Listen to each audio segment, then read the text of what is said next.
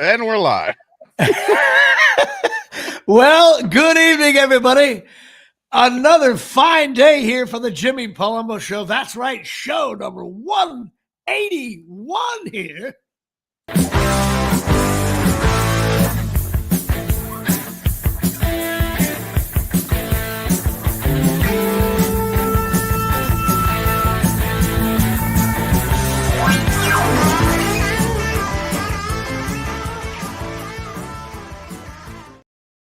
Well, good evening, everybody. Everybody listening. Got a little Jimmy Palumbo self-loathing day here at the stadium. I won't divulge why that is, but some days is a bitter Jimmy Tuesdays or sometimes self-loathing for threes. Got it. We're tied at 81.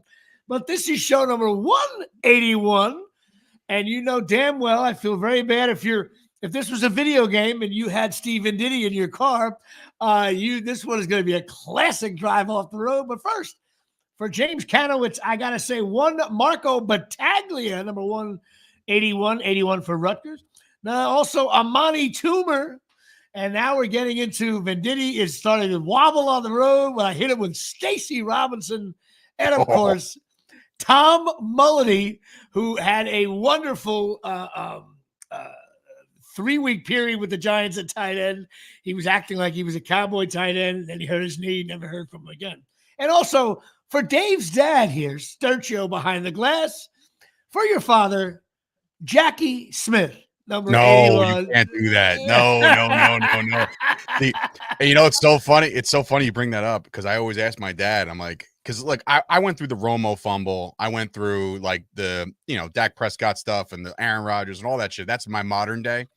But I said to my father, I said, Dad, do you think I would have made it through the Jackie Smith drop? Because that was a Super Bowl. You know what I mean? And I don't know if I would have made it. That's rough. Back then, I actually really liked Roger Staubach. And by the way, I'm not logged in. I forgot to do that, so I can't see the comments. I'll rely on Dave for that, which is annoying my soul. I thought sold out capacity crowd right now. Actually, there's a lot of people watching. I don't know. Why. I don't know why this happened, but that's where it is. If I log in, though, aren't we going to get cut off? Probably. So just leave it the way it is. Leave it the way it is. So I can't see your comments. Apologize. I'll bring them up as they come up. Okay. Well, no, number one, I was a big Staubach fan, believe it or not, back then. I really liked Staubach, and the Giants weren't in the playoffs. So I actually didn't like the Cowboys, but I liked Staubach, and I couldn't stand the Steelers as well. So that was one. But I was young. I was a kid. And the whole family was Giant fans. And I was a Giant fan, of course. But I remember I just liked Staubach. I just liked the way he threw the ball. And I always respected like Tony Dorsett as well. And but it was such a big pass. I mean, the sad thing is, and I learned this later on, he had been signed, I think, only that year, and he was a really good tight end. Picture like a Novacek, leaving the Cowboys and going to sign with the Vikings or something and dropping a pass, and you're like, oh my God, this guy. And supposedly he lived with it for a long time. I think, of course, I mean, he was like one of the bigger drops. I don't know. The Steelers were better, I think, anyway, but that was a big drop. I mean, listen, we watch football. There's big plays. That was one of them. It's funny though.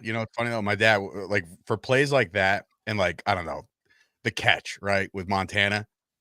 My dad says that he firmly believes that Montana was throwing that ball away. Oh, definitely was. I think it was too. And the best part is, after Clark comes down with it and scores, my dad's like, they don't talk about the fact that Dallas got the ball back, right? Yes. And they got the ball all the way to the 50, and, right? And I'm like, what? So that everybody's talking about one play, but you don't talk about like exactly like what happens right after. There's no doubt about it that the Cowboys got that game was not. Everybody thinks it ended on that play. No, sir. Matter of fact, you sure it was the 50? I thought it was even a little closer. I don't know. I know he got. I know he. Yeah, they were past midfield. Yeah, they were. Yeah, they were. They had a shot there. But yeah, so Jackie Smith, I knew that was gonna make you smile, giggle about your dad. Don't forget one Terrell Owens. Okay. Well, I was gonna say T.O., but that's one player I could. That was that. I couldn't stand Terrell Owens. I remember getting the text from my dad, and my dad was not a texting person. He didn't even know how to text. It was like one of those, remember the phones where you had to click the number a couple of times to get to the next letter? Yeah. So I was on a cruise with my friends, and he had texted me, and all I said was like, there was like 15 spaces in between each word, right? It was like Cowboys, signed T. And I'm like, because there's no connection to the outside world when you're there, and you barely got any service. And I'm like, that was a oh big my God. deal. The minute I walked in my house when I got back, besides the fact that I caught the Sopranos finale on that day, which was terrible, because if you see the Sopranos finale before you see one episode, it's like, that sucked. That's how it's gonna end. No, but yeah, I ordered my TO jersey the next day. I was a big and this is after he spiked the ball on the star. Shout out to George Teague for laying his ass out when it was. I couldn't stand. He was like part of that whole Beckham wide receiver thing. I couldn't stand him. He could play, great player though. Yeah. So that's it. So 181, show 181. That is unbelievable. I can't believe we've been doing this long. And before we go into our let's do the baseball card thing. Of course, this guy, you don't have a card. That's okay. We'll make this a short one. I have a classic Indian guy, Charles Nagy. Do you remember him? Nagy sounds familiar. Yeah, that looks like a modern day card. So yeah, maybe. Well, it's 91 card. So you were little, but he played from 90 to 2003, 14 years, 13 with Cleveland. He was 129 and 105 with a 4.51 ERA. I don't remember him being that good, but he was always on the Indians. He pitched for like a long 14 years. He started 300 games. In 92, he was 17 and 10 with a 2.96 ERA. 96, he was 17 and 5 with a 3.4 ERA. But I think 4 times in his career, his ERA was over 6. That means you stink. I mean, I'd love him on the Yankees bullpen right now, because it's just like nobody can buy a freaking good ERA at this point. And by the way, I got to preface this, Jimmy. There is a whole new audience watching us right now because I linked my Twitter to this show. So you just doing that now? Yeah. So Dennis is coming in, and he said Pearson got horse collared by Ronnie Lott. Otherwise, it would have been a touchdown. So clearly somebody was on his way, and I don't remember the play. All I remember is a goddamn catch. So that's right. My father does bring it up though all the time. Like, he was throwing it away. I don't care what anybody says. And also NFL Films replayed that, before ESPN. A lot of people just remember the highlight, and Staubach for the first time, like, kind of not cursing, but being bummed out. So yes, that was a Jackie Smith major play. There we have a new audience here. That's fun. Also, Charles Nagy, 97, Yankees lit him up in the playoffs, beat him for 5 runs in 3 innings. But in 98 against Boston, he pitched a gem, 8 innings pitched, scattered 4 hits. So he was making like $6 million a year. Yeah. Other than that, nothing really to him, other than he made the Olympic team. He was a UConn guy, one of their best pitchers of all time for UConn. He's in the Indians Hall of Fame, so that's something. He's a pitching coach, or was, for Arizona and the Angels. But he was fired by Arizona. I think this is interesting. There's always something that catches my eye with this stupid thing I do at the beginning of the show. He got fired because he did not want his pitchers to hit batters, as a give back. But that was the rumor why he got fired. But in reality, they did quite a bit hit batters. But he was not one of those guys. I guess the manager believed that they hit us, we hit them, that kind of thing. And he was like, no, it depends on the situation, and they fired him for it. Probably the pitching sucked as well. So that's why I usually pick pitching. If a pitching coach is like a communist, but you have the best staff in the league, it's like, oh no, he's fine. He's fine. Yeah, he's got that little fetish, but it's like, Sir, he has a partial UCL there. It doesn't matter. Just trot him out. We're good. Everything's fine. I say that about all fans. Everybody hates different. You have your hates, your sexism, racism, all it is. When it comes to sports, though, until that guy sucks, you're like, no, he's a little different off the field, He's into choking. What are you talking about? Like, no, it's fine. Look what happened to Trevor Bauer. Everything's fine. And then as soon as that player has that 1 year, hey, this guy's got to go. He's out of here. If anybody, I think everybody should believe me. That is a universal truth. No matter who you root for. And you got a guy who is shaky. You're like, what? Let's give him a better minute. Listen, I mean, specifically NFL fans, like, you got guys out there that are rooting for Mike Vick, and then he does what he does, and it's like, I'm never going to root for him again, but then he'll throw for 400 yards in his comeback. Like, well, maybe the dog was sick. I don't know. One of these days, I'm going to do a whole, maybe next week I'll do it. on Ray Rice. I got a lot of thoughts on Ray Rice. Very interesting. We'll do that next week. But anyway, so that's my guy, Charles Nagy. You don't have a guy. That's fine. Your guy. Literally, it's only because it's been a morning where I just stopped crying. So I was like, Let's just jump right into that. Today is opening day here at Shea for obviously Dave's daughter entering kindergarten. Miles, of course, is already out of timeouts. Wanted to talk it over. I said to Miles, I said, "Hey, buddy, Stella's going to kindergarten, so you're going to be at daycare by yourself. Are you going to be okay?" And he goes, "Yeah, yeah." And I just picture him going in there like, "All right, look at me. I'm the captain now." You know what I mean? It's like he went from like Stella's no longer here. It's my yard now. That's it. It's like El Jeter is El Capitan now. Nobody's talking about Tito Martinez or Willie Randolph. Right. But I remember taking my daughter to kindergarten first time. Obviously you're emotional, but you're also worried. It makes sense. She goes in okay. She's gonna be scared shit. And how did she do? I was fine. Notice how you're like, how did she do? I was fine. Listen, her half-ass, like after the hugs and everything, like once she got in the line in the single file, we were trying to wave at her, like, see you later. And she's like, yeah, great, I'm going. It's like, what the fuck? No, but I remember the exact moment where I broke it down. Like I was fine. I was a rock throughout the whole thing. And then I put my arm around her and I got real close to her ear and I said, just make sure you're kind to everybody. And she said, I will be. And when I couldn't even get through everybody. I was like, make sure you're kind to everybody. the lip starts quivering and shit. I was like, all right, I gotta go now. And I forgot my shades. So like I had no sunglasses. I had to just like, goddamn pollen is just sticking around. I don't know what the problem is. But it was rough. She had a great day though. She's gonna flourish. She's a social butterfly, man. She knows what she's doing. Every year early on with Natalie, I always used to love in the beginning. I forget, we sent her to pre-K 3, whatever the hell it was. But I used to love, she would be like, this is really fun. But then there's that 5 minutes where the parents are still there. So Natalie was like, this is great. All of a sudden, like, parents started to thin out a little bit. All of a sudden, she was like, hey, whoa, wait a minute. Like, Stella didn't look back, dude. Where is that? By the time she got into first grade, then she would sometimes be a little sad on the line.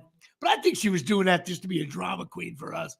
And then after that, she was off to the races. But it's always and then did you deal with the Indianapolis 500 getting out of the parking lot? Everybody's driving. No, see, we did it different today. And it's probably only for today because the kindergartners went in later and they got out earlier. So there's a little less of a cluster. But I parked my car far and I walked there to go get her so we could walk back together. There you go. Good idea. But I know eventually, and that's the thing. Like I'm wondering about that. And I guess I'm going to find out tomorrow. They're like, yeah, once you're in line, you got to get in line and you got to drop her and you got to go. There's no idling. Right. You got to go. And I'm like, so, and she knows how to take the thing off herself. She's in a car seat still and she knows how to take it off and stuff. But like, so you're telling me I can't even get out and hug my kid goodbye? Like I like, you got to go. I know. It's what they get. Listen, roll, get out. Listen, like, you'll know there's always that one teacher or administrator who's like the Supreme Allied Commander. Like she looks like George Patton. Like where's Rommel? We're going after him. But it's always a first day at school. We take a picture. We have one. We got one of those. I saw you had something similar. But this one is designed to go all the way through 12. And so we're up to 10 now. Best thing about a freshman, they become sophomores. That blows me away. She's a sophomore. Tell you what, I mean, I know we're getting to the game, but I put on my dad. Like there was a point of the game last week where you were with your mother and you're like, hey, can you walk Natalie down to her seat? And I was like, yeah, no problem. Absolutely. Of course but you took off and she was left and you looked around, she wasn't right behind you, but I was watching. I was like, Dave's not ready. So I got her back down to the seat, right? And I'm like, all right, this is cool. Like she's an old, she's a sophomore in high school. She's a grown woman now. She's growing. And I'm all proud and shit. And then there's this little punk ass kid. It looks like Patrick Mahomes walking up the staircase and he's staring at her. And I was like, I kept looking and I looked at her and she's smiling. I'm like, no, none of this shit's happening. I look at her, I was like, keep walking. Go. All right. I'm like, what are you doing? She's like, what? I was like, you better knock that shit off. Uncle Dave is not happy. I had my, you know what? I had security for my daughter right there. You told me that. That was so funny. She put it acted for probably differently in front of me. But I know you see, that's another. Get ready for that. That's another.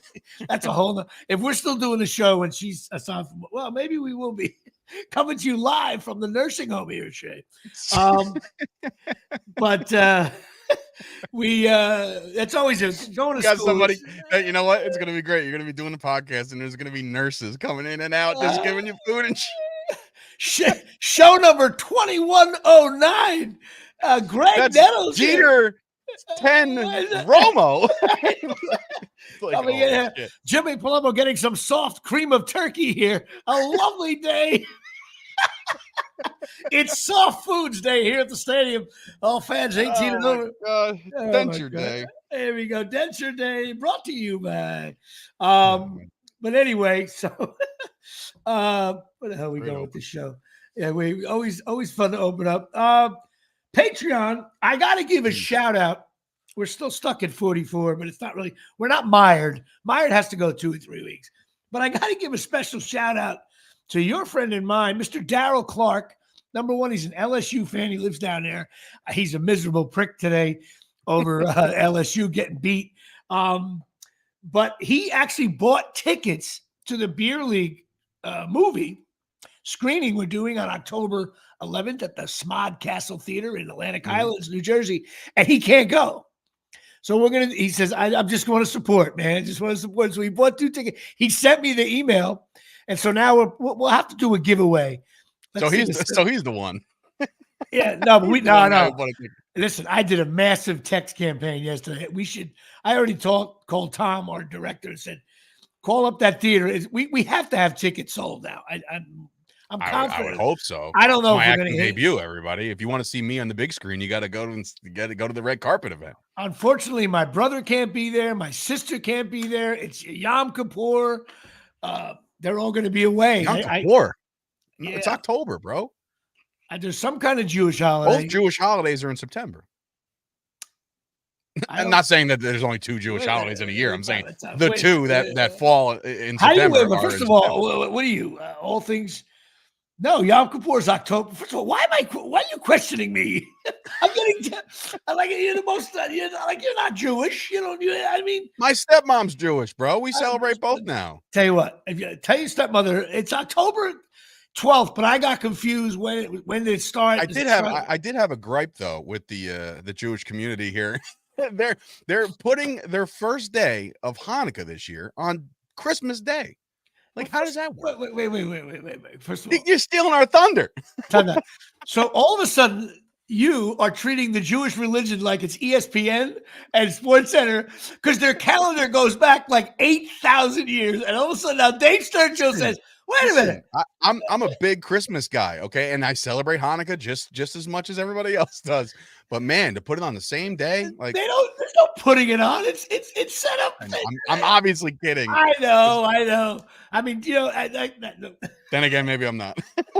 You're not at all.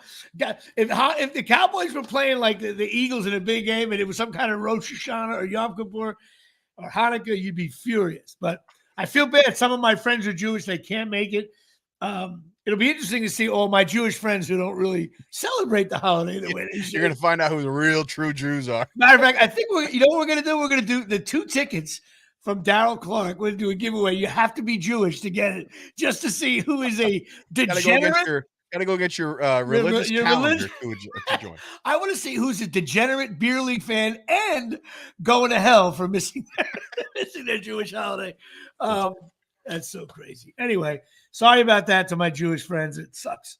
But I thought it starts the next night. I got confused. Anyway, also a shout out to James Kanowitz, Jeff Fulgione.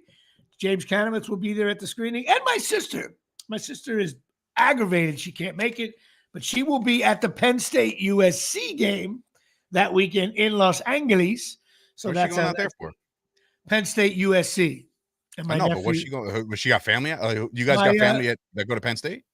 My half the Palumbos went to Penn State. My nephew. Oh shit! I didn't know that. Yeah, so literally it's half Rutgers. We're all split, and a matter of fact, Montclair's down by 1. So if someone goes to Montclair, we're all tied.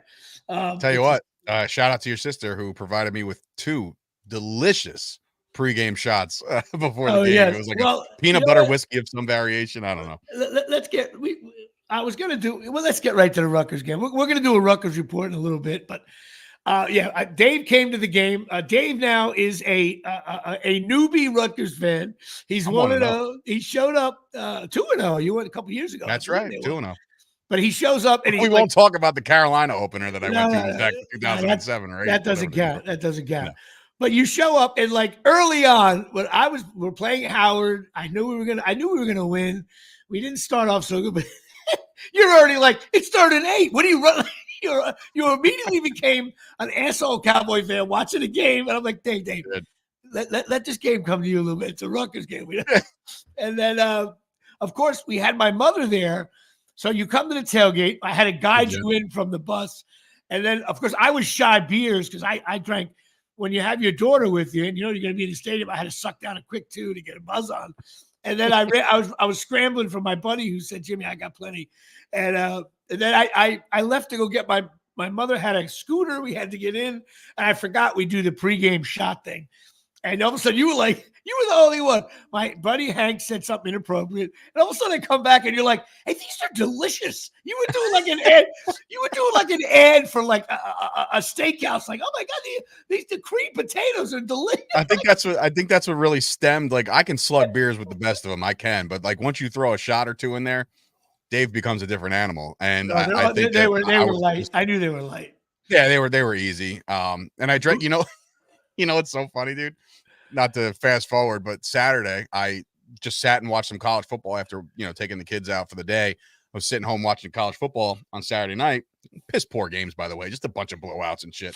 I was trying to get into the Notre Dame game, and I was like, well, nobody knows how to play offense. But I drank about 4 of the banquet beers that you brought to Stella's birthday. It's still there since July, and I'm like, well, here, I might as well drink them. Coors are good, bro. Yeah, but you'll buy that peanut butter shot you did. You're gonna go to the liquor store and go, oh, that's what I had. But we have a nice little tailgate there and a bunch of good people. It was fun to have Dave there. He was hanging out with my mother and he was hanging out with my daughter. Of course, I was stressed because I had to be up with my mother for a little bit, down over there. And then it was horrifying to see the tailgate next to us with like an 85-year-old man doing the bombs through the wiffle ball bat. Yes. And he was doing the spins and shit. I said, that guy's going over. The girl somehow, the 18-year-old girl who slugged down some beers, which is definitely underage and illegal. Not to say that I never, indulged in my underage drinking, but to watch her do the spinny thing and then the chug and the spinny thing and then actually make contact with an empty can, I was like, oh, all right, skilled. All right. Of course, my daughter was watching. Dad, what are they doing? Why are they spinning around a wiffle ball bat? I'm like, they're just playing a different game there. That's all. And all of a sudden she's like, Dad, that guy's drunk. He's falling all over the place. I'm like, welcome to Rutgers. Welcome to Rutgers right there.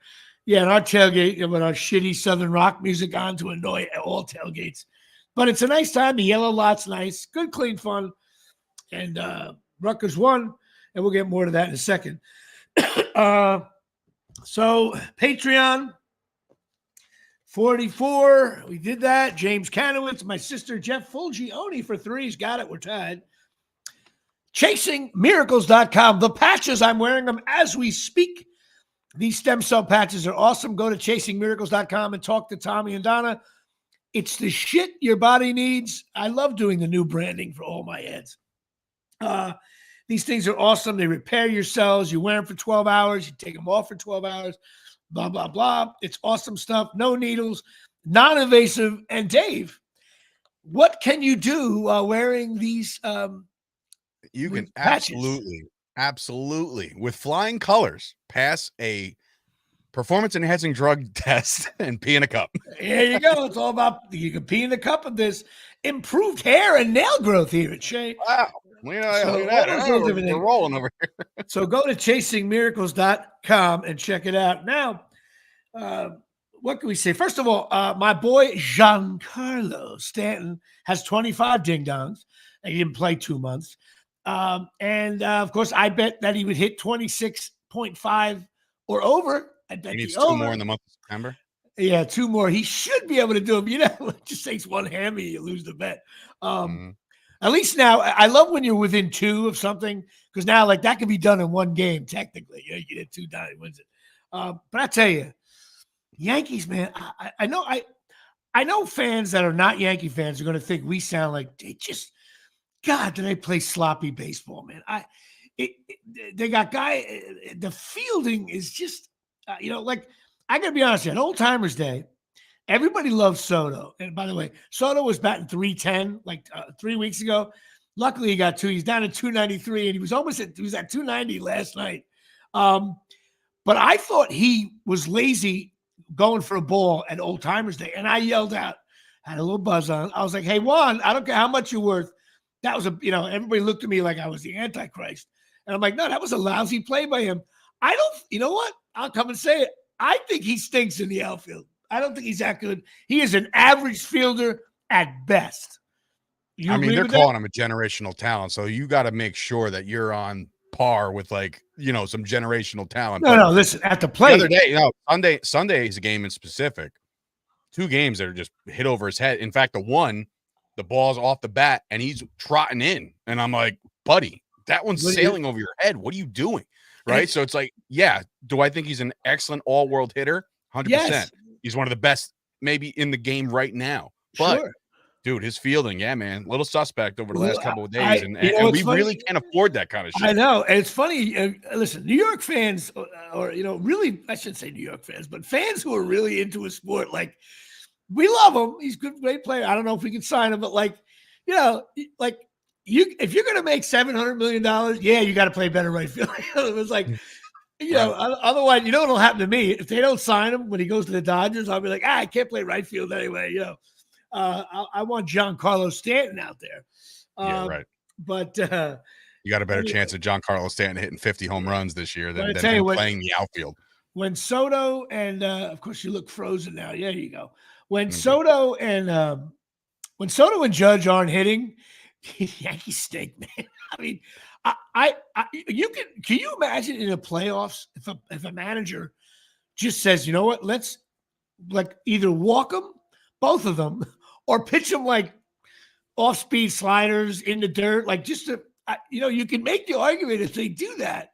I mean, you can't put first and second nobody out if Soto leads off, but you can make the argument like and Verdugo stinks. I don't know why they didn't bring up Dominguez.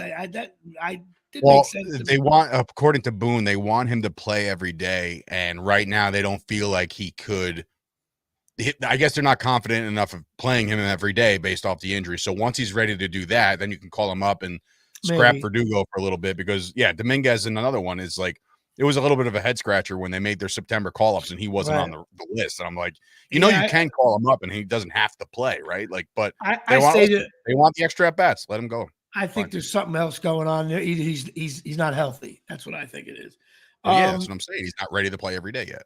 The other thing is, which you are going to hate me on this. This is the get off my lawn part of the show. I cannot take the Facebook fantasy draft posts. Oh my God. Bad enough Pat Volkemer. I can deal with that because he's out of his mind. He's close. He's treading on thin water, thin ice right now. He's about to be given the boot forever. You can't ban him. You can't ban Pat. It's so. I know you can't do it. I know the way he gets a little harsh. But how about the other people that send these long posts of their in-depth of who they chose about play?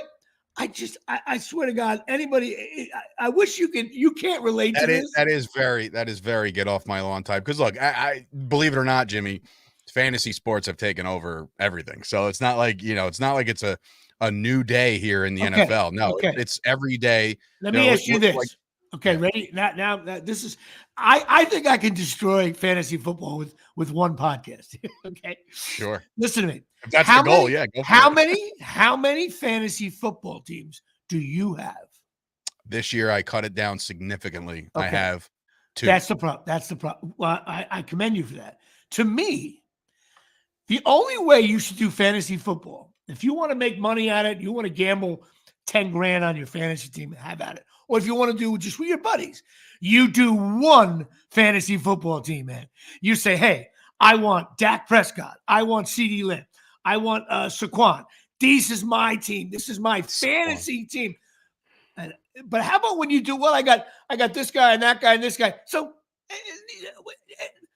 that's like an art. That would be like Jerry Jones. Why don't you just call out Chris Gucci then? Because he's the one with 54 leagues right now. He put out a spreadsheet. He basically owns a player on every team for the rest of time. Listen, I love Chris, and I think his selections are usually pretty good. But you should have one. I went to an Oscar party where they had an Oscar pool where you guys check off all the boxes, right? And one guy had like 7.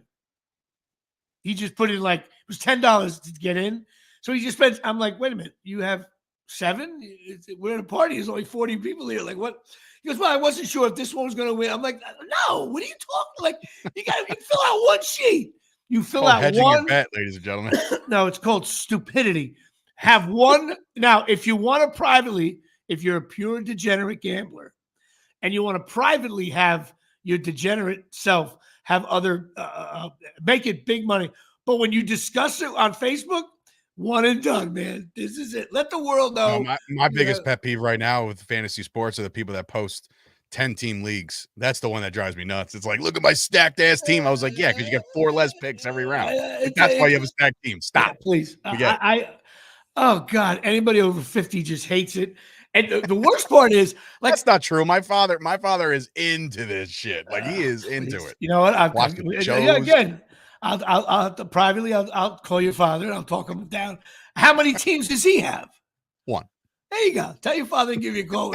I'd love to hear his selections. The only reason why I have 2 is because I'm in the one that I started 20 years ago. We're in season 20. And then there's the one that I've been committed to for 10 years. So it's not like I'm looking for a new league. Like, no, it's just like I'm dedicated to these people. Darryl Clark coming in saying Jimmy is a whiny ass. That's good. Darryl Clark, you know what? I'm going to send your fucking tickets back. Listen to me. Listen to me. I don't want to read on Facebook about this wide receiver on the Ravens. What are you talking about? It's almost like, you know what fantasy football does for me? It's almost, I actually don't mind the Cowboy fans when I'm reading about fantasy, because it's like, oh, I'd rather hear about an asshole guy from Jersey rooting for the Cowboys than some guy telling me about some, then you get the place kicker one. Oh, let me tell you about the kid. What are you talking about? The Giants play at 1:00 Sunday. That's all we matter. Fantasy, it'll never go away because everybody's a gambler. But here's when the gambling is going to go away someday. Somebody's going to come out. It's going to become highlight.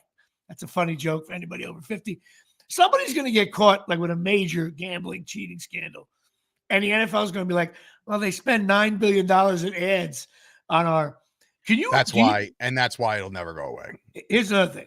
Yeah, but it's going to become professional wrestling then. That's what's going to be. What, scripted? Yeah. Because people are going to gamble. That's it. Gambling's existed forever. What's the difference between this and fantasy football? What's the difference between placing a $10 bet on the Giants than putting a $10 bet on Daniel Jones to throw a touchdown pass? It's because you had to go down to Riffy's on Monday night and run into Lou, and Lou knew a guy named Tony, and you have to give him cash in an envelope. Now you're on your phone. Him at the Loop in. Yeah, at the Loop, and now you're just texting all over the place in the middle of the game, and a player is going to get caught gambling. And is it a Pete Rose thing? Listen, to a degree, I can agree with the idea or the notion that like fantasy sports have ruined sports as a pure thing, because it's like you're watching. I remember that 2017. I remember the game that I never stepped foot outside of my confines of either my home or my dad's home, that I'm done with watching the Cowboys at a bar. And the reason why is because I was watching it at Miller's Ale House in Woodbridge, and somebody busted off a run.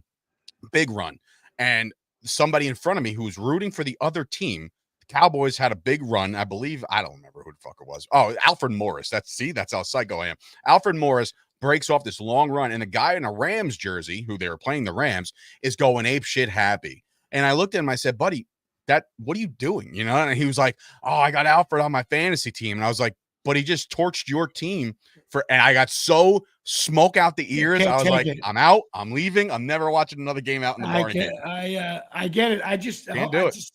If it makes me old, so be it. I hate it. Root for a team, and that's it. And preferably the team where you live, I went to Denver. I was skiing. I ran into a bunch of guys from Denver. You know what team they rooted for? The Broncos.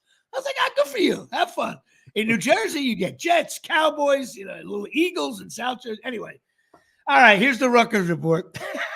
I got to get a soundbite for it, but I'll get it. Okay, the Rutgers report. Rutgers at 1-0. They beat Howard 44-7. Of course, we talked about how Dave was there, my daughter, my mother. We talked about that earlier. Normally I want to put it in this segment, but I felt like talking about it when I want. It's my show. Rutgers started off slow. I don't think they played great.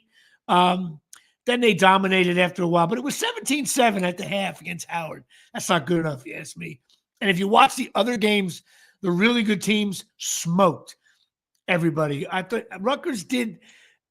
There was Howard didn't really move the ball after that one score they had. But a couple of things, though. I thought the quarterback looked good. He's clearly better than the other guy. He's got a nice little, he can lace him in there. And Monungai had his yardage. But in the beginning, they were 3 and out a couple of times. They stuffed him at the line. But then he busted it up.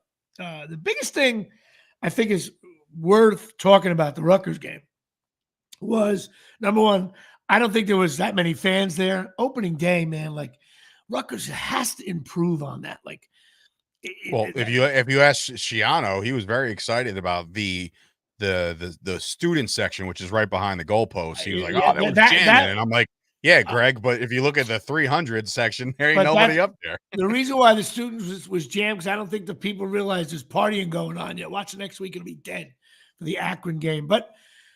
The play at the end of the game, we had already left. We were walking out to our car.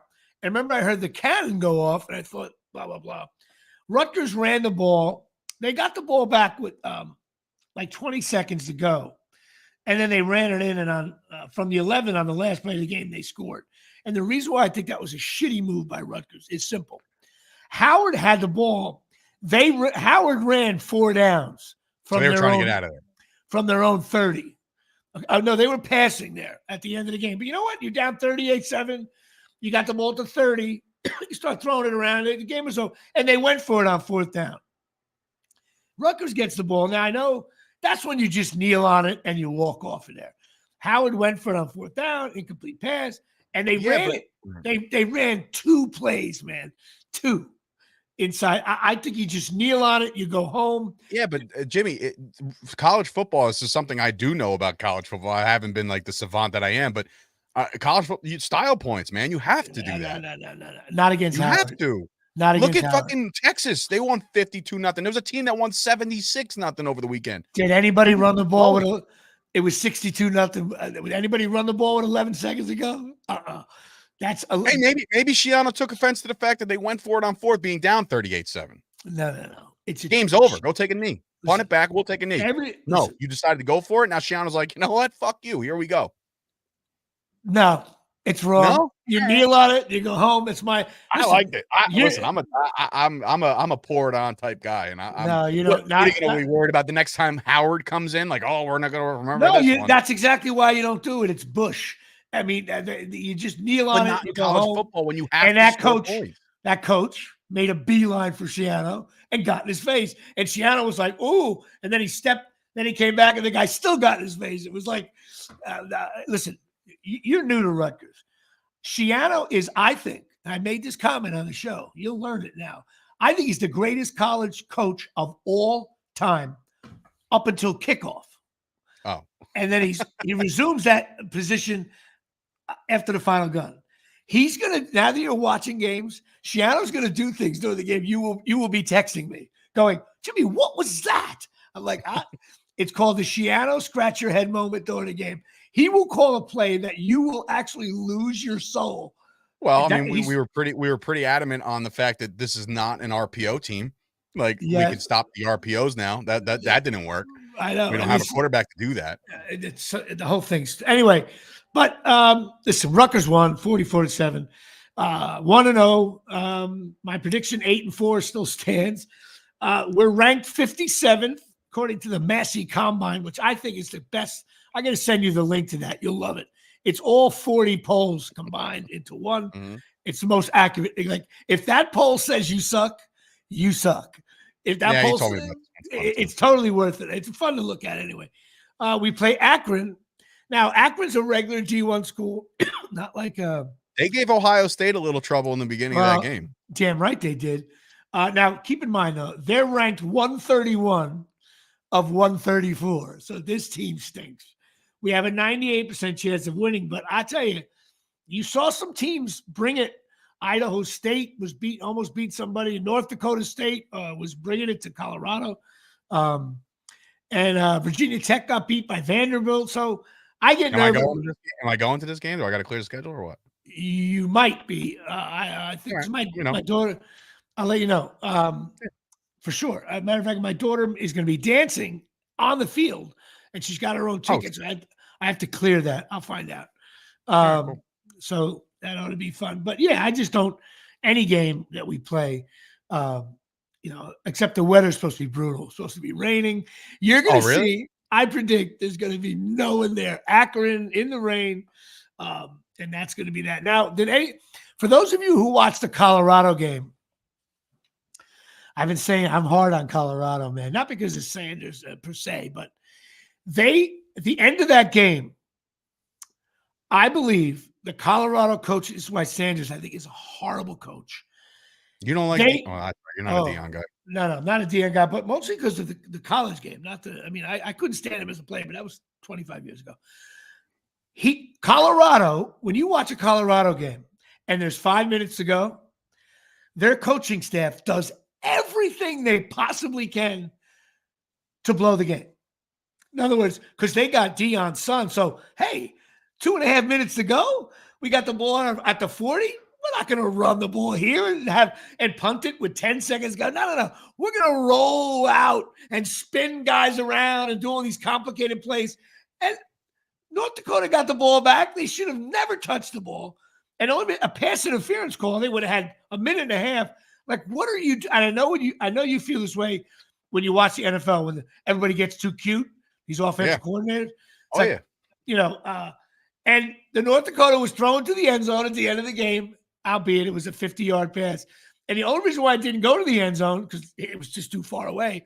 But it didn't get batted down. Why? Because these cocky Colorado guys go up for the interception. You know who caught it?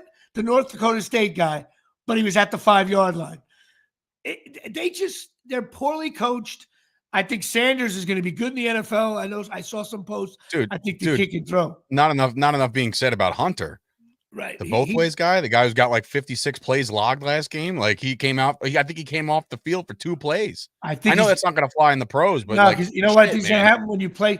I think when you play football, double the plays. I think you double the odds of turning an ankle or getting hurt. Oh, I think that's insane. And that's why these running backs are being called washed when they're 29 years old, like Zeke and Dalvin Cook, and it makes me nuts because I'm like, guys, they're in their 20s. Like, what are we talking about? If they're old and I'm going to turn 39 literally 7 days from now, then I must be prehistoric, and Jimmy must be in the grave. So, I'm dead. What the fuck are you doing here? I look like Y.A. Tittle. But anyway, so that's it. That's the Rutgers report, and of course, that was brought to you by. Well, no. We're going to do a little spot here about my buddy, Mike Caprio, cornholelevel.com. That's right. Here it is. Now, Dave, when he dropped his daughter off this morning, had a lot of trouble with his cornhole today. Matter of fact, I texted your wife and said, how's his cornhole? She said, not good. I said, well, go to cornholelevel.com and just level out your cornhole right here. $19.95. These things are awesome. It's really a fun gift. Again, new audience today, so I do think that product goes underappreciated. I really think it's one of those innovative things. If anybody, we kid around about it, but really, here's your cornhole thing. There's a ball. I don't know if I can get it. There's a little like a level. Yeah, it's a level, but it's two and it's all the way around though, not just one way. And when that thing's in the middle, boom, you're legalized cornhole. You're at the official, because sometimes. How many times have you gone to an event and the cornhole board's like this or it's like this? Right. You want to make sure that shit's level, man. And I'm ranked 9th in cornhole in the world right now because I played back in 2020. I was an avid gambler of the cornhole. Yes. If I play twice this year, I'll probably be the best in the world at it. But go to cornholelevel.com, $19.95. Put in JP Show and get 20% off your cornholelevel.com. And of course, cornhole level sponsors what part of the program there, Dave? Yes, the favorite, the world renowned now segment of the show entitled Jimmy's Credits. And this week it was forced upon us. Usually I'm the one that kind of goes up and down Jimmy's IMDb. And I'm like, oh, this one's good. This one's good. Let's do this one. And it's just a list that keeps going. I feel like it's being added to every day. But this one is particular because my father and my stepmom decided to send me pictures, screen grab pictures of the TV. And I said, what are you sending me? She's like, what a pisser, watching Jimmy on Margin Call. So Margin Call came out in 2011. And that was Jimmy's, Jimmy apparently was the bad news bearer. Of course, that's what they told me. I didn't see the fucking thing, but I heard you were the bearer of bad news. What the Margin Call was a movie, came out in 2011, obviously. And it was directed by a guy named J.C. Chander, who is actually a pretty big very big director now. He also directed Most Violent Year and another movie coming out, Craven, which is a part of a big thing. It's coming out this year. He wrote and directed this movie, and it got nominated for Best Original Screenplay, which is pretty cool. Oh, shit. I was like, yeah, he didn't win, but he won it, and he got nominated. So when I showed up there, the cool thing about this gig was we shot it. Anybody familiar with New York City? It's at One Penn Plaza, which is that big rectangular building that goes above the garden. You always see it from the outside. And what happened was, I'm like, wow, that's weird. They're sending us to like an office building, like not a studio or anything. Right. And I go there. Here comes the judge. And brought to you by. And so we go up there, and it was one floor of one, like 40 stories up, way at the top. That was gutted. It was a law firm, and they gutted everything. And a new law firm was coming in like 2 months. So picture this rectangular building. You got to remember, you have 4 views of Manhattan from 34th Street, Jersey, Upper Manhattan, towards the not the Twin Towers, the One World Tower there, Queens. I mean, and we shot at night. And let me tell you something, man. It was a crisp, beautiful night we shot it. I literally walked around to each corner because you could see like from 50 miles. It was awesome. And that's when I found out that it was being gutted and a new thing was coming in. So I get there, and all of a sudden I see Stanley Tucci, and I'm like, oh my God, so I'm standing next to him like, how you doing, man?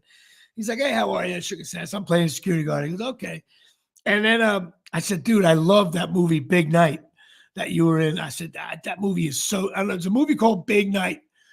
Rent it, stream it, whatever you got to do.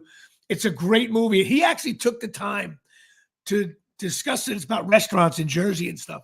But it's a drama. And the ending of the movie, it was like so great. And he was like, I'm saying he was into that. I was bringing it up, but he really filled me in on the background of it, how he decided to do it and make it and all that stuff. So he was cool. He also had there was a scene where he might have had to tear up. And that's why I learned they pump that stuff into your eye that makes you tear, because I have trouble tearing.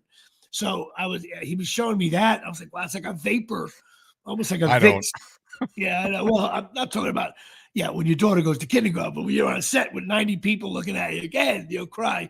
All you got to do, to me, listen, I'm not an actor. I have my acting debut on October 11th, but I will say that for me, like on cue, like all I have to do is like think about a certain amount of things in my mind, and I can well up.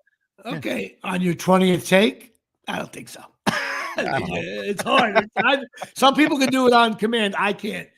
But then, so Demi Moore showed up, and let me tell you. Now, this is 13 years ago, but let me tell you something.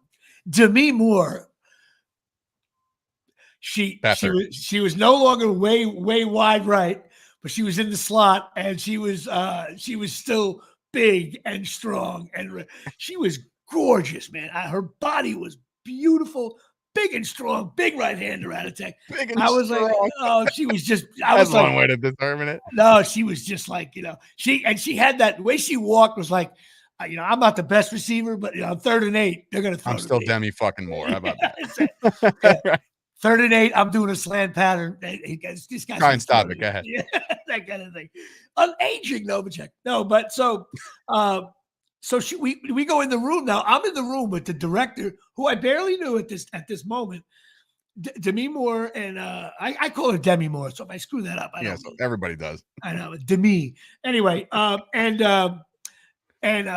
Stanley Tucci were in the room, and we start to rehearse, right?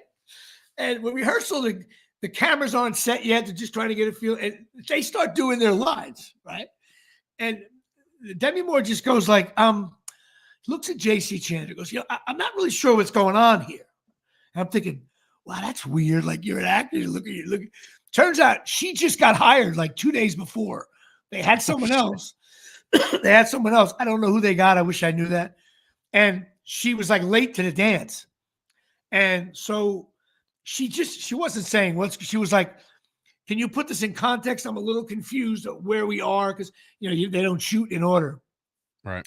And the coolest thing that's ever happened to me on a set, I start kissing Demi Moore. No, I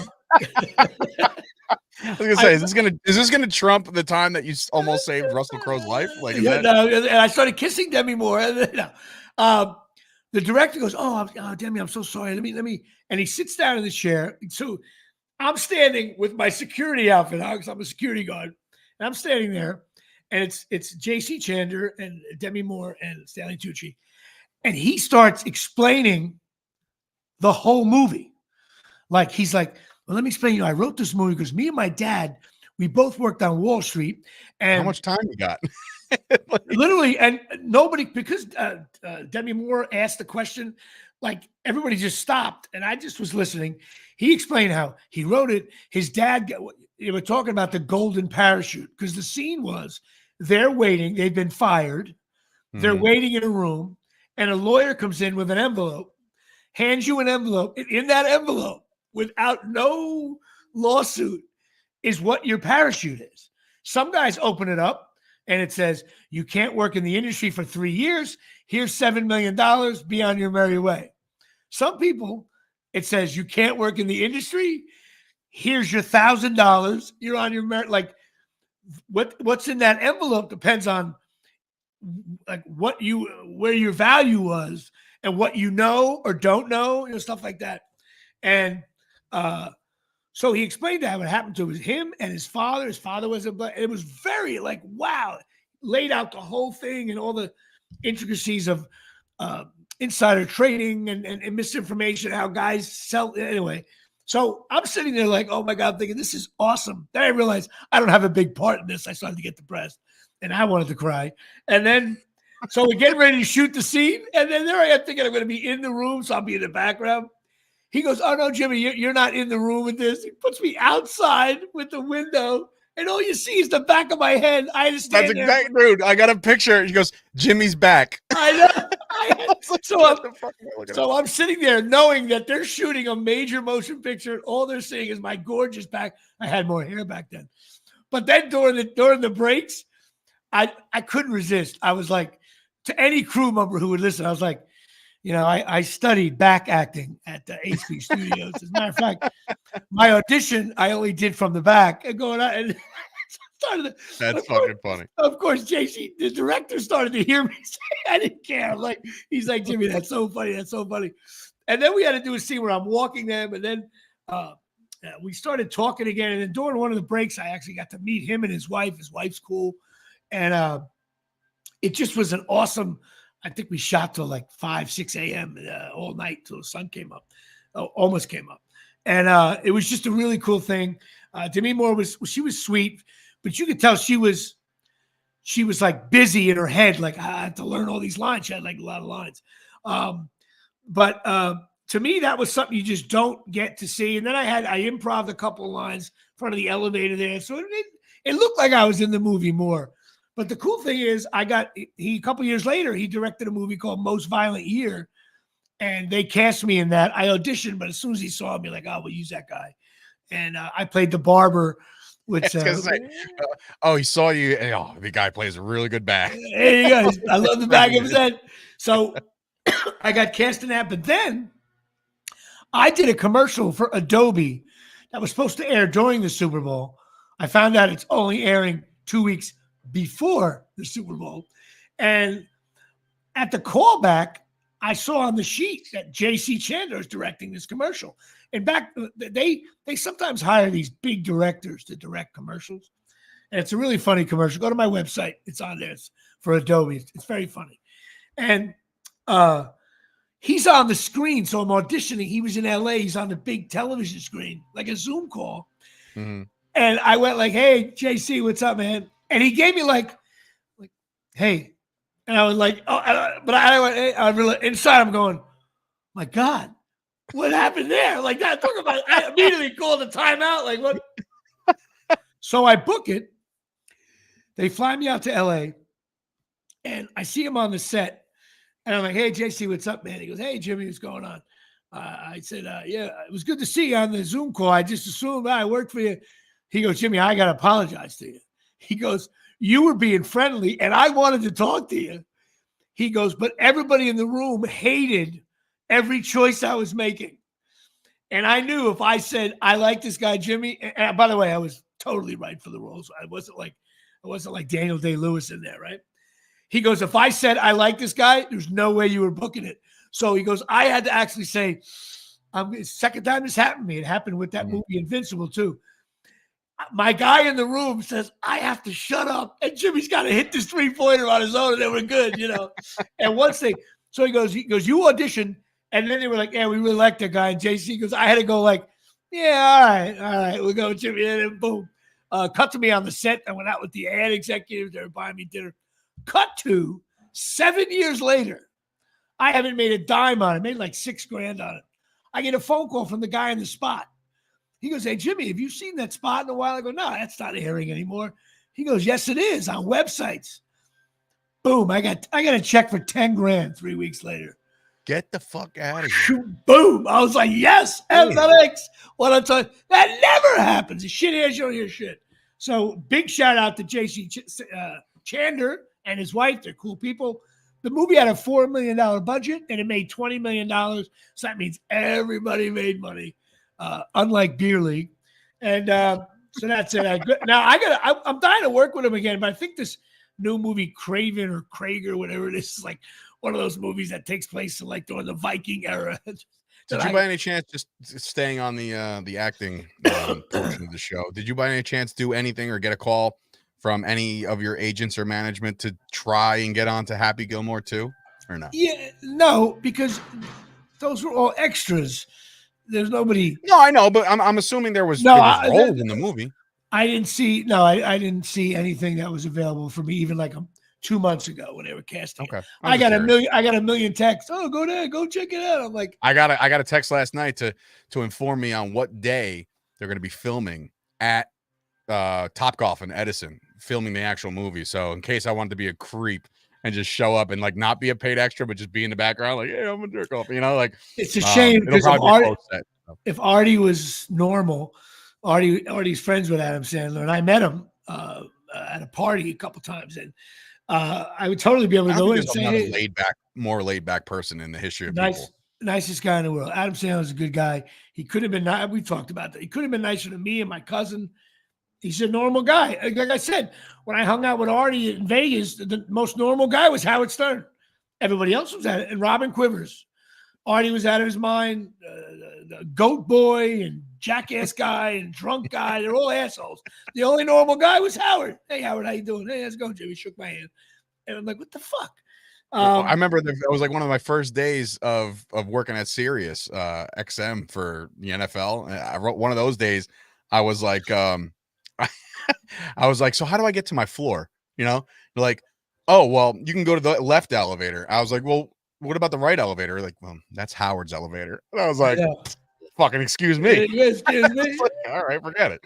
I guarantee it's something he didn't like. What he probably had to do that because he had people trying to get into the building. Of course, security was a bitch when I did the Scott Farrell show for a year, and Scott actually was nice enough to bring me in. And I got to see the Howard studio. And that's what Artie said. So I'm thinking, yeah, Artie, I'm friends with him. Never invites me to the show. And so I love you anyway. So that's it. And that was it. Margin Call. Very good movie, by the way. I think it is. One of the better movies I have done. I don't even know I don't know where they watched it. Like, I don't know, like if it was on a Probably streaming on platform, it was like one of those. It might be on either Netflix or Showtime now or something like that. So, yes, margin call, of course. I am going to go this week down to a place in Woodbridge on Main Street. Dave, where do you think I'm headed to? I'm going to. No, of course you're going to Absolute Eyewear getting involved. Absolute Eyewear getting involved here. 42 Main Street, 732-326-3937. My glasses are shot. I need to get new ones. I got to go down there and pick them out. Deal with Janine and Craig. Go check them out. They got everything there. Charles Oakley hangs out there and drinks at the Woodbridge Brewery while he's getting glasses. And you get $100 off a complete pair of glasses when you mention me, Dave, Chop Sports, Chris Gucci's girlfriend, doesn't matter. Say something. Say Rutgers good. Nice about her turning 26 not too long ago, which is now out of Chris's range of age. She likes to date. So. He's moving on. Now she's just prehistoric. She's moving on. Matter of fact, he's like assistant coach. coach. The real life. Who's that actor who just gets rid of him after 25? Is it Leo DiCaprio? Is that one of the guys? I think it might be Leo. Yeah, well, listen, Ashley's 26. She's like an aging LeBron right now. She's in her prime now. She's in her prime. She's shot. People say, get rid of her. The minor league system is her sister. Now 21. Yeah, 21 years old. Yeah, Ashley's like a running back in the NFL. It's over. That's it. The tread's off the tires. It's over. She's going to sign on with a bad Packer team in 2 years. Yes, I totally agree. Chris, we're just having fun with you, man. That's funny. I love him. Ashley's a good girl. She's beautiful too. No, she's great. Anyway, so Absolute Eyewear, fine place to go. The show, which we got to be quick here now because we chatted way more than I wanted to. I just want to really quick. We're going to do the NFL Stinks list next week because week 1 will be done. Well, here's the pre-Stinks list. Well, I wanted to go through how everybody finished last year. I actually did a comparison between 2022 and 2023 to see who went up and down, but the NFL is too complicated for that. But last year it ended with the Bills being good, Dolphins being good, Jets stink, Patriots stink, Ravens very good, Cleveland, Steelers good, Bengals stink, Texans good, Jacksonville and the Colts average, Tennessee Titans stink, Chiefs good, Vegas Raiders stink, Broncos stink, Chargers stink. To our fine NFC East, which me and Dave are beloved. Cowboys finished very good. Eagles finished average. Giants stink. Commanders stink.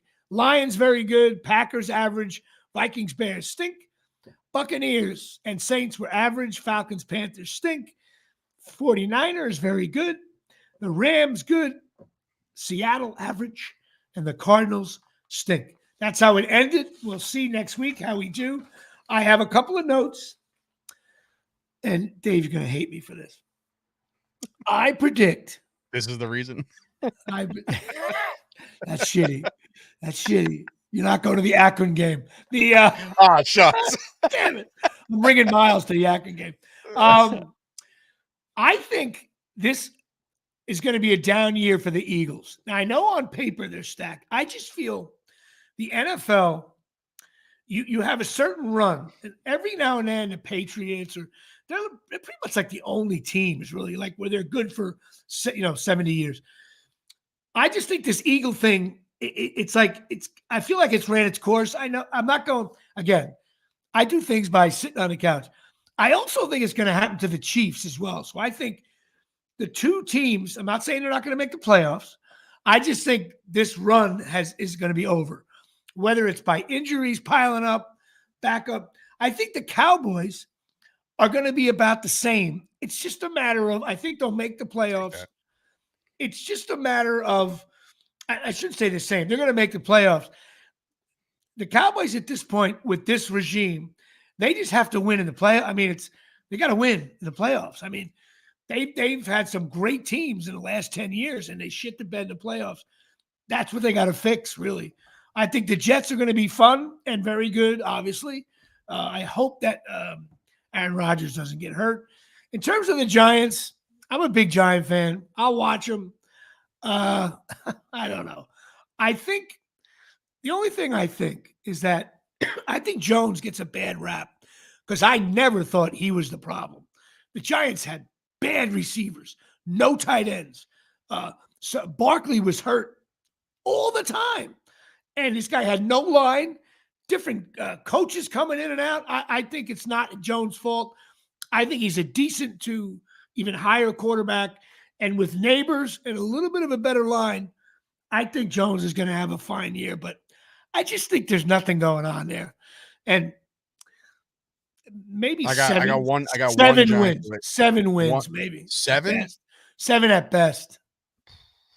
Jesus Christ. I think they're going to be in the top 5 of the draft next year. Could be. Can't argue but and that's not to discredit Daniel Jones, and it's not to discredit any of the staffing and the Neighbors pick and all that shit. I just don't see the Giants making much noise this year. But I do have to ask you a question as a fan for you're a Giants diehard, and you're a classic Giants diehard fan, so you go way back.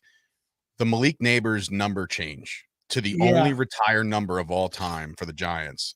Yay or nay for you? I normally would be a quick nay on it, but the way I read about it, because you told me that, you texted me that, I read about it. The family was all in on it. The Maras did their due diligence. If I were Neighbors camp, I would have not have done it. But you know what? I'm going to say it's okay. It's okay. I just think that it's the weirdest part about this is that the number 1 for the Giants was the only number they've ever retired. It's actually, in fact, for NFL historians, it's the only number. It's the first number ever to be retired by a team. So for you guys to just throw this out and get rid of it because of a new shiny toy. Yeah, I don't know if I agree with all that. If you wanted a single digit, you could have asked Graham fucking Gano, your kicker, to change or your backup quarterback. How about that? Drew Lock wears 3. So it's like you could have done many, many other things, but you decided to take the only number that the Giants felt that was retirable. They don't even have Lawrence Taylor's number retire, which they should. 56 should almost be retired throughout the league. That's because he's a generational guy and he's one of the best to ever do it, if not the best. I think 56 is retired. No, there's no other retired numbers on the Giants. And that's the same thing with the Cowboys. The Cowboys don't retire numbers. They just put them in the Ring of Honor. I think the Giants retired 56. I'm going to promise you that they did not. Okay. Well, and the thing is, I'm telling you, the Cowboys have the best method to do it. It's the unspoken rule. There's not going to be a rookie that comes in there and says, I want to wear the number 8, number 12 or whatever. Number 12. I want to wear 22. I get it. I get it. It's an unwritten rule, but it should be honored. Based upon how I watch sports, I think that's a shitty thing. The family was all in on it, but then I read They probably got millions. He was also a great coach for the Giants, and he won. Back then, they didn't have the Giants were a very good NFL team for a long time, well before the Super Bowl. He was a coach of a team that won it. And he also, I texted you this, I think it's hysterical again, going back to the beginning of our show. You know what? I'm going to sum it up. You can't retire a guy's number who invented the screen pass. There you go. I mean, would you argue that play is at the Island Giant level? Okay, they run screen passes, and this guy came up with it. So that alone, I say you can't. It is shitty. It's an illegal. It's an illegal man downfield call waiting to happen. But when it doesn't, and it goes, it goes. Yeah. So I agree. Blockers in front, you're good to go. I would agree. That is shitty. I just think it's a weird thing. It's also a bad PR move. It's so many things you can do after you catch it. And look, I'm not saying that this is going to happen, but what if Neighbors turns out to be just a dog shit NFL player? It's not going to happen, but let's just pretend you went out of your way to go get this number and to not be a good player in the NFL. I agree. I hate it, actually, now that I think about it more. Really quick on the U.S. Open tennis. I got a word from my brother. Hold on. Sam's coming in saying there's 15 numbers that are retired for the Giants. Yeah, I think he's right. I don't know why. Then why wouldn't Michael K bring this up as a thing? Like that wasn't. I don't know. But you made a point to me. What if when I'm 89 years old, some guy wants to wear 56? No, Troy's coming in saying that, Strahan and Taylor are retired. And so I believe you guys. Trust me, I believe you. I just didn't think Phil Simms. I think everybody in the I think so, man. I think so. So when they have these nights for them, the number goes away too? You know, I when they think have, like, the so, yeah, halftime I think ceremonies and shit, and so, they put them in yeah, the Ring of Honor, their numbers yeah. go away too? Because the I Dallas believe Cowboys don't do that. I'm gonna, And then we avoid problems like this. So you avoid problems like this, and you also haven't won a Super Bowl in 28 years, so here we go. maybe Alright, they on short that note. higher numbers. US Open tennis. Oh Um, god. Jesus Christ, Jimmy, come on. my You're gonna brother just texted me, and he said this is the most expensive place on the planet. He said Oh, he's he got there? he got a Bloody Mary 3 inches tall. That was like $29. He's like, this Oh is, my and god. believe me, my brother, here's the rule. When my brother says, hey, that's pretty pricey, guys like me have to walk out immediately. That's like, that's like, John Montana saying, hey, he's a pretty good quarterback. What? You out of there. Remember, we got to bring up the beer league screening, October 11th at the Smod Castle Theater. I know, Sam. I just had to bring it up about the price of the thing. Sam is checked out. Sam, tell me you don't watch the hot chicks that play tennis. Come on, stop it now. Anna Kournikova. Whoever's for 3, got it. Even some of the chubby ones come around in the third set. All right, Grass. So you laughed at that. I know you did. If anybody goes to the screening, on October 11th, we're all going to be hanging out afterwards at the Harbor Side Grill, which is like 20 feet away. They said they're open till 2 a.m. I think this thing's going to be over about 10. We're going to head over there and bust balls.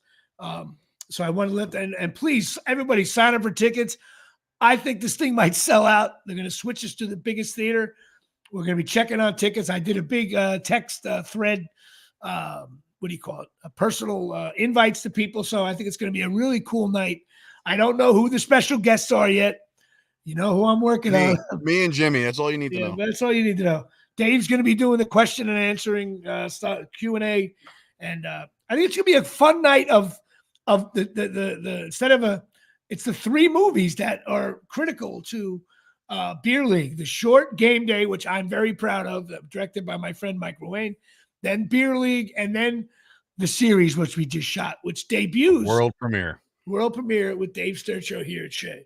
So Harborside Grill as well. Go online, get your tickets. We're going to be doing some giveaways. I think we have to get some shirts or something. I don't know what we're going to do. We're going to have some fun. It's just a fun night of everything Beer League and Johnny Trino and 706. And it's just going to be a stupid night. And we can mock out Dave's acting, mock out my acting, have some fun. I'm a phenomenal actor. Dave Stucky, tremendous. You got a little assist from me during the shoot, though. I realized got to learn from the pros, man. That's when Tom. I had to sit Tom for a series during that during your season. Like I'm gonna tell Dave, be an asshole, and you were like, oh, I get it. And I'll dial it up. I'm not by nothing when he's that. No big deal. You dialed it up. So yeah, no, we're definitely going to talk about that on the Q&A. Scene cut, but we'll explain why it was. Anyway, don't forget, go to the Pine Tar Bar and Grill down in Fork and River, 609-489-4286. If you're around, Dave, we might actually, if the Yankees are in a playoff game on a Saturday night or a Friday night, I'm not sure which, we may have a bunch of guys go to the bar. Oh yeah. There's a cheap hotel room that has like 4 double beds. Remember I told you about that weird room? We may get a bunch of guys crash, wake up in the morning and drive home. So we could drink, watch the Yanks, something like that. We'll try to get a bunch of guys down there. It's a good time. And of course, Lisa Ruane, therapist, 201-725-1251. I went there last week, saw her cute kids, had a blast. All right, that's it. Rutgers, Akron, go RU. And that's it. Beer League, go to Beer League. It's Smodcastle is where the tickets are, right? Google the Smodcastle Theater. Just hit up one of inside Jimmy's Instagram is the link to buy. So, right. And it's Smod, S-M-O-D, Castle Theaters down in Atlantic Highlands. Big night for Beer League. All right, that's it. All right. Good night, everybody. Good night, everybody. It's a good one.